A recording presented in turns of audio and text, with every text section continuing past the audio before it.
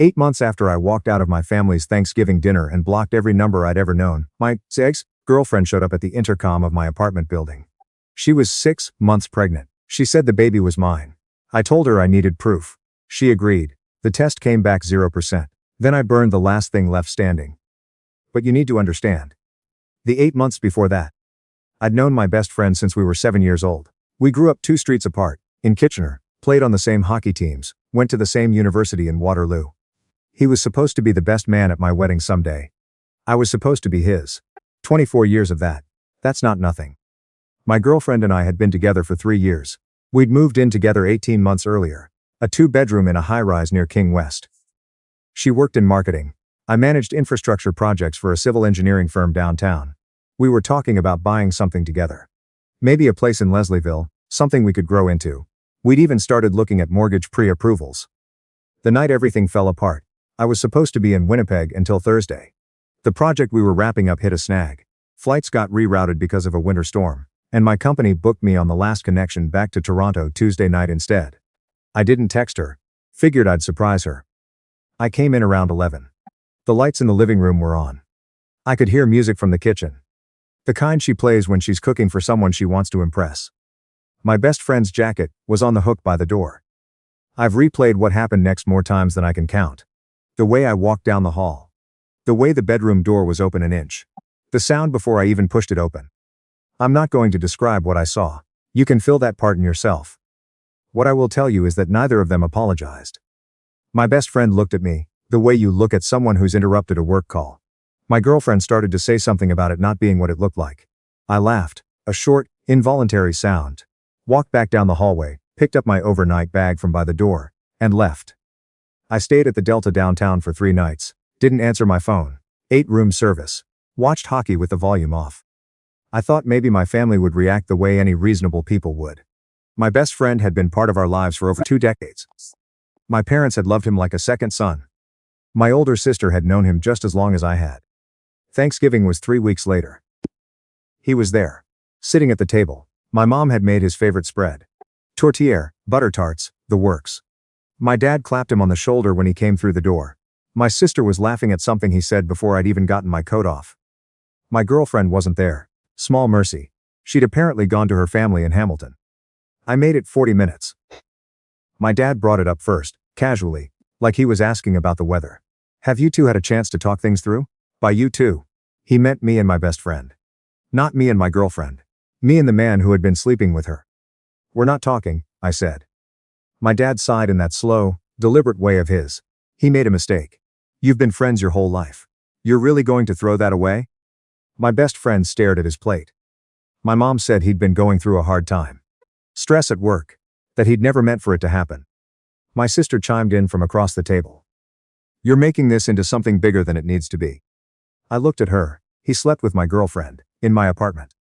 I know, and it was awful. But you don't have to blow up the entire family over it. The entire family. As if I was the one who'd done something to anyone. I stood up. My dad used his reasonable voice, the one he'd used my whole childhood when he wanted me to calm down. Sit down, let's talk about this properly. There's nothing to talk about, I said. You've already decided whose side you're on. My best friend finally looked up. Come on, man, don't do this. I looked at him for a long moment. This person I'd known since 2nd grade. The person who'd helped me carry furniture when I moved into that apartment. Who'd sat next to me at the vet when my dog was put down 3 years ago. Who was supposed to stand beside me at my wedding. I picked up my jacket and walked out. I blocked everyone that night. My parents, my sister, my best friend, my girlfriend. Moved out of the apartment within 2 weeks. Broke the lease, paid the penalty, found a bachelor unit in Etobicoke. Put some distance between myself and everything. The first 2 months were rough.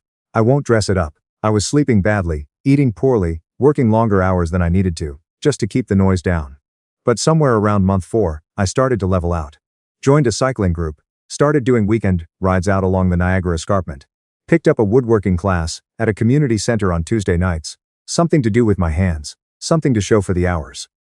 By month 8 I was actually okay. Not great, but solid. I had a rhythm, work, ride, cook, sleep. No one asking me to forgive people who hadn't earned it. No one making me feel like I was the problem. Then my buzzer went off, on a Thursday evening in June. I wasn't expecting anyone. I checked the intercom camera. My ex-girlfriend was standing at the lobby entrance. She was visibly pregnant, maybe 5 or 6 months along. She had her arms crossed over her chest even though it was warm outside. No makeup, hair loose. I stood at the intercom for a moment, just watching her. She pressed the buzzer again. Please. I know you're home. I saw your name on the directory. I picked up the handset. What do you want? Can I come up? Just for a minute. No. Talk from there. A long exhale through the speaker. I need to tell you something. So tell me. A pause. Then I'm pregnant. I can see that. It's yours. I didn't say anything. Just waited. Your best friend and I aren't together anymore, she said. He ended things 3 months ago. I have nowhere to go. My parents in Hamilton, it's complicated. I don't have the money to manage this alone and I thought you should know. If the child is mine, I said, I want a paternity test. Silence on the other end. You don't trust me. I trust that you're here. I trust that you're pregnant. Before I do anything else, I need proof that child is mine. After 3 years. After 3 years I came home from a work trip and found you in my bedroom with my best friend, so yes. After 3 years, I want a paternity test. I could hear her shift. Those tests aren't cheap. I'll cover the cost. Non-invasive prenatal test. Blood draw from you, cheek swab from me. There's a private clinic on Bloor I've already looked into. I'd looked it up 2 weeks earlier actually, when a feeling I couldn't quite name had started sitting in my chest. Text me and I'll set it up. This is humiliating. No, humiliating is what happened to me 8 months ago. This is just process. Another pause. Fine. I gave her the clinic name. Said I'd send the contact information by text. She stood at the intercom for a few more seconds, then walked away. I watched her go on the camera. I went back inside, poured myself a glass of water. My hands were steady. That surprised me a little. I opened my laptop to forward the clinic details, and that's when I noticed it. I have an old iPad that had been at the apartment when we lived together. She'd sent it to my new building about a month into our no-contact period. Dropped it off at the front desk without a note. I'd wiped it and set it back up on my own Apple account. But the iCloud backup had partially restored before I canceled it. Some old message threads had come through before I caught it. I hadn't gone through them carefully. I'd been planning to factory reset the thing again. That night, I went through them. There was a thread between my girlfriend and my best friend going back 9 months before I discovered them. Not explicit at first, inside jokes, late night check-ins. Then, her asking when he was going to tell me. Him saying the timing wasn't right. Her saying she felt terrible about it. Him saying just a little longer. They hadn't slipped up once. They'd been carrying this on for most of a year. Planned it, protected it. And they'd both sat across from me in my own life and said nothing. I sat with that for a while. Then I started screenshotting. I organized everything by date, the messages, a timeline, when the affair started, the weeks I'd been away on the Winnipeg project, the night I came home. I cross-referenced what I remembered against what the messages showed. I built a document, methodical, clear, no emotion, just dates and facts the way I'd been trained to structure engineering reports. The paternity test was the following Tuesday. My ex made small talk in the waiting room. I answered emails on my phone. The technician called us back, went through the process professionally. A blood draw from her, a cheek swab from me. Clinical. Simple. Results in 7 to 10 business days, she said. We'll send them to the email on file. On the way out my ex said maybe we could talk. Get a coffee. Figure out what came next. We wait for the results, I said. After that, if I'm the father my lawyer will be in touch about arrangements. If I'm not, we don't speak again. You have a lawyer? I've done some research. She looked like she had more to say. I walked to my car. The following week and a half was the longest stretch of patience I've ever had to hold. Not anxious. Just waiting on something specific, with the plan already written.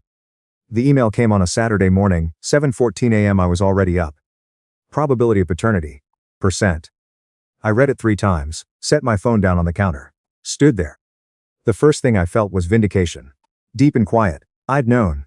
I think I'd known the moment she appeared at my buzzer. I'd known, for certain, when I read those messages on the iPad. The second thing I felt was something colder and more focused. She'd gotten pregnant by my best friend. When things between them collapsed, she'd come to me. The stable one. The one with a steady income, a clean credit history, no complications. She'd calculated that I had enough leftover guilt, maybe about not fighting harder for the relationship, not seeing the signs, to make me hesitate, to make me open the door, to make me step up. She'd almost been right. 8 months earlier she might have been. I made coffee, opened my laptop, started a new document. The list took about 20 minutes. My parents, my sister, the extended family group chat I'd muted in October but never left, mutual friends from university, my best friend's circle as much as mine, his recreational hockey league teammates, and one name I flagged separately, a woman he'd been seeing for the past year, someone he'd mentioned to me before everything ended. She deserved to know directly. The PDF took about an hour. Page 1, the test results. My name, the clinic's letterhead, the result. Page 2, a timeline. When the affair started according to the recovered messages. Key dates, no editorializing, just the record. Page 3, screenshots of the message thread, organized in order. Page 4, a single paragraph. 8 months ago I ended my relationship and cut contact with my family after discovering a long-term affair between my girlfriend and my closest friend. Last week she came to my building, claiming the child she's carrying is mine. I requested a paternity test, the results are attached. I am not this child's father. This is the last thing I will say on any of this. Do not contact me. I read it over once, made 2 small corrections, saved it as a PDF. Sent it to every address on the list. The read receipts started appearing within minutes. I watched them come in. My dad opened it first, then my mom, my sister. The family group chat started firing. People I hadn't heard from in almost a year, suddenly with opinions. First message from my sister came at the 7-minute mark. What is this? My mom 2 minutes later. This can't be right. My dad, call me right now. I didn't respond. My phone started ringing. Declined. My sister, back to back. Declined. The family group chat was moving fast. Is this real? Has anyone talked to him? Oh my God, I always thought something was off about that guy. My best friend's text of 40 minutes after I'd sent the email. You're unbelievable. You just blew up everything. I typed back, I didn't blow anything up. I just stopped covering for what you did. Then I blocked him. About an hour in, a call came from a number I didn't recognize. Something made me pick up. Is this true? A woman's voice unsteady. All of it? It was the woman my best friend had been dating. The test results are from a certified clinic, I said. I can forward you the original document. A long silence. He told me it was a mistake that happened before we were together. He said he'd ended it, he swore. According to the messages I recovered, it was ongoing for 9 months before I found out. I said. I have the timestamps. She didn't say anything for a moment. Then, I'm so stupid. You trusted someone who lied to you carefully and consistently. That's not the same thing. She thanked me quietly and hung up. My parents showed up at my building less than 2 hours later. I could see them on the intercom camera. My mom looked like she'd been crying. My dad was holding himself together, in that controlled way he has, he's out of his depth. I picked up the handset. We need to come up, my dad said, please. Just for a few minutes. Say it from there. A pause. Not like this. This, or nothing. My mom's voice thinned. We didn't know how serious it had gotten. If we had known. You knew enough, I said. You knew what he did. You had him at your Thanksgiving table. You told me I was making it bigger than it needed to be. You made your choice then. You made it clearly. We were trying to keep everyone together, my dad said. I know. That's the problem. They stood at the intercom for another few minutes. I didn't pick up again. Eventually they left. By the end of the day I had over 100 missed calls and more texts than I read. Some supportive, cousins I hadn't spoken to in years. A university friend who'd never liked my best friend. Someone from the old neighborhood who'd known us both as kids. Good for you. He always gave me a weird feeling. Your family should be ashamed. Most weren't. Family doesn't work like this. He made a mistake. You're tearing everyone apart over something that can be fixed. I blocked every number that defended him. Kept the rest on mute. Around midnight, the woman my best friend had been seeing texted once more. He admitted everything, said the baby is probably his but he wasn't ready to deal with it. So, he thought you'd step in if things were framed the right way. His actual words. I'm so sorry you went through any of this. I read it twice, didn't respond, but I didn't block her either. I sat there in my apartment looking at my phone and the wreckage on the screen and felt, mostly tired. Not guilty, not triumphant, just done. And then something shifted clearly into focus. I was still in the same city. My parents were 40 minutes northwest. My best friend knew which neighborhood I'd moved to. I'd never hidden it. My ex had found my name on a building directory without any effort at all. I'd sent the email, I'd drawn the line, I'd done what needed doing. But I was still standing on their side of the river. I opened my work email and found a message my manager had sent 3 weeks earlier. Subject line, Edmonton expansion. Team lead opportunity. I'd been meaning to reply. I kept telling myself I'd think about it once things had settled. I clicked reply and wrote 4 sentences. I'm interested in the Edmonton role. Can we connect Monday to discuss timelines? I'm open to relocating within the next 4 to 6 weeks. Let me know what you need from me. I held the cursor over send for about 3 seconds. Clicked it. Closed the laptop. Went to bed, slept straight through until morning for the first time in longer than I could track. My manager responded before 8 Monday. He was excited. HR would handle the details. Relocation allowance was part of the package, and he wanted me there by mid-August. Could I make that work? I gave notice on my apartment that morning. Got a new number, gave it to 5 people: my manager, HR, my landlord, my bank, my insurance company. That's it. The old phone stayed on my kitchen counter. I checked it once a day. My best friend lost 2 freelance clients. Apparently some mutual contacts had seen the email and had thoughts. My ex had moved back to Hamilton. The family group chat had gone quiet after a few days of noise. My dad tried my work number on day 3. My assistant told him I was in meetings. She wasn't wrong. On my last Friday in Toronto, he called from a number I didn't recognize. I picked up without thinking. Don't hang up. His voice was different, quieter than I'd heard it in years. I didn't say anything. Your mother hasn't slept properly since you sent that email, he said. Your sister is upset, the whole family is. It's been hard. I just want to understand what it would take to fix this. Dad. Just tell me. Sam. You're not calling because you understand what you did. You're calling because you're uncomfortable with how things look now. That's not fair, son. What happened to me wasn't fair. Coming home from a work trip to find my best friend with my girlfriend wasn't fair. Sitting at Thanksgiving, you treat him like nothing had happened wasn't fair. Taking a paternity test because my ex tried to make her pregnancy my responsibility, that wasn't fair. None of it was. But you're calling me now because the family looks fractured, and you want it to go back to the way it was, not because you've actually thought about what any of this cost me. Silence. You chose him. I said. You chose him at Thanksgiving. You told me I was making something bigger than it needed to be, and you sat him down and served him dinner and let him stay for butter tarts. That was your choice. I'm not asking you to regret loving him for 20 years. I'm telling you that you chose him over me when it actually mattered. And I've adjusted accordingly. So that's it, he said. You're just gone. Yeah, I'm just gone. That's not who you are. You might be surprised. He was quiet for a long time. Traffic somewhere in the background. He'd probably stepped outside to call, away from my mom. I love you, he said finally. Whatever else, that's true. And I said, "Los this number." I hung up. Blocked it. The next 3 days I finished packing. I'd already sold most of the furniture. The Etobicoke place had come furnished and I hadn't accumulated much. A few boxes, 2 suitcases, my cycling gear and a small toolkit. Everything I owned fit in my car with room to spare. Moving morning. I dropped the keys at the building management office. Loaded the last bag into the back seat. And sat in the parking garage for a moment, before starting the engine. My new phone buzzed, the one only 5 people had. A text from my manager wishing me a safe drive. Saying my access card and parking pass would be waiting at the Edmonton office. I started the car, and pulled into the morning. The drive from Toronto to Edmonton is long if you push straight through, so I broke it into 2 days. I slept the first night, somewhere west of Sudbury. A highway motel with a parking lot full of transport trucks and a breakfast buffet that opened at 6. Back on the road before the light had fully settled, somewhere outside Winnipeg, crossing the long flat stretch of Manitoba, with the sky enormous in every direction. I realized I was looking forward to something for the first time in close to a year. Not just the job. The being somewhere new. Edmonton suited me better than I expected. The River Valley. The cold that feels direct about itself. A smaller team than I'd been managing. But people who cared about the work, and didn't ask questions about your personal life over lunch.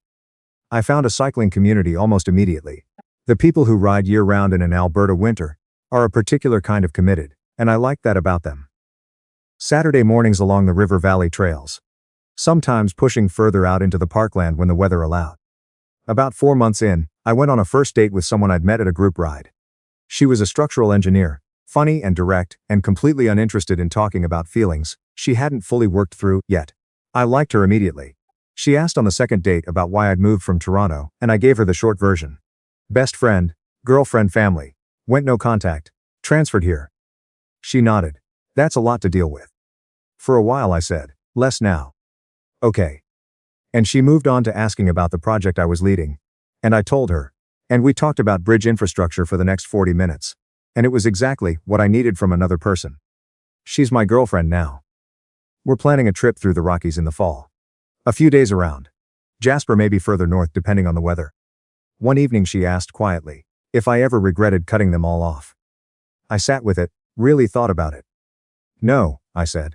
I regret spending so long believing that their version of loyalty was the only kind that existed. She didn't say anything to that. Just nodded and went back to what she was doing. I lay there in the dark thinking about my best friend, my ex, my parents, my sister, the Thanksgiving table I'd walked away from. I tried to find some feeling about any of them. Anger, loss, something still unfinished. Mostly I felt nothing. Not numb, just complete. They were people I used to know, dealing with concerns I hadn't caused, and problems that were never mine to absorb. I'd built something out of reach of all of it, not out of spite. Just because I'd finally stopped waiting for them to deserve me. The DNA test didn't only prove I wasn't that child's father. It proved that walking out of that Thanksgiving dinner was the only thing I'd done right in months. And I haven't looked back since.